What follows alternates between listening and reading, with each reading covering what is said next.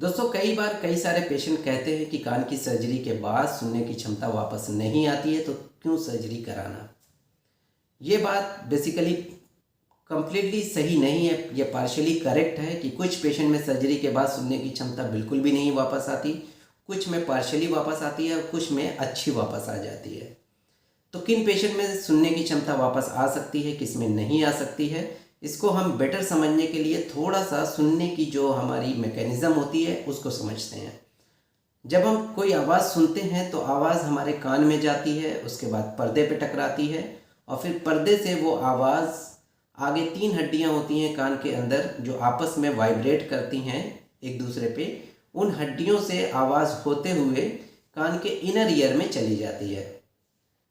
तो ये जो आवाज़ होती है जो कान के छेद में जाती है, फिर पर्दे पे और फिर कान की हड्डियों पे, यहाँ तक का जो साउंड का मूवमेंट होता है इसे हम कंडक्शन बोलते हैं।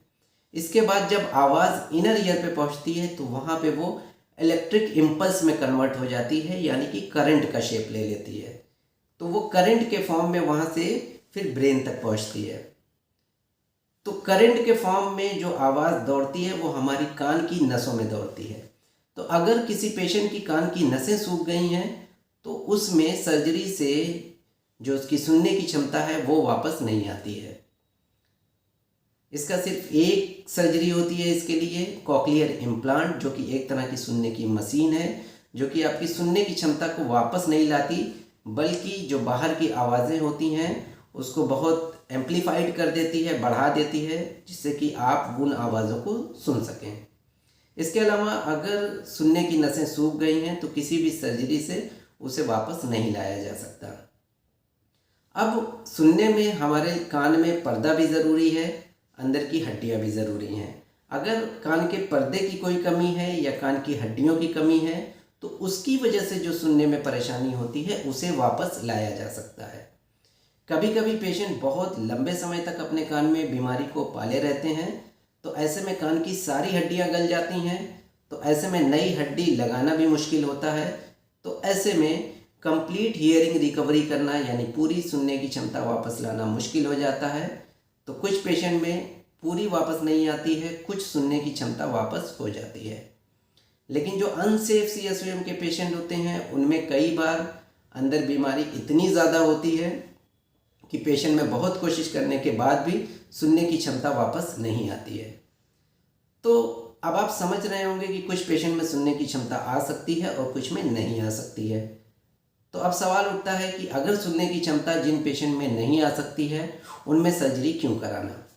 तो जो भी ईयर सर्जरी की जाती है उसका जो प्राइमरी एम होता है, यानी हमारा जो पहला मोटिव होता है वो ये होता है कि कान में जो बीमारी है उसे निकाला जाए। खासकर अनसेफ CSOM के केस में पहले हम कान से बीमारी निकालने की कोशिश करते हैं, दूसरा उसका मकसद होता है कि कान में जो बीमारी है उसका बढ़ना रुक जाए, वो और प्रोग्रेस ना करे। अगर आपके सुनने की क्षमता कम हो गई है तो वो और ज़्यादा ना बढ़े। फिर तीसरा हमारा मकसद होता है कि जितना हो सके हम सुनने की क्षमता को वापस लाएं। तो अगर सुनने की क्षमता वापस नहीं आ सकती तो भी आपको ईयर सर्जरी से बेनिफिट है। पहला बेनिफिट कि आपके कान से डिजीज़ निकल जाएगी, दूसरा बेनिफिट कि जो डिजीज़ का प्रोग्रेशन है, बढ़ रही थी जो डिजीज़, वो रुक जाएगा, और तीसरा बेनिफिट कि सेफ CSOM कभी कभी लंबे समय के बाद अनसेफ CSOM में कन्वर्ट हो जाता है, वो भी नहीं होगा। तो ये कुछ बेनिफिट फिर भी आपको होते हैं। तो कभी भी इस बात को सोच के कि आपके सुनने की क्षमता वापस नहीं आएगी तो सर्जरी क्यों कराना।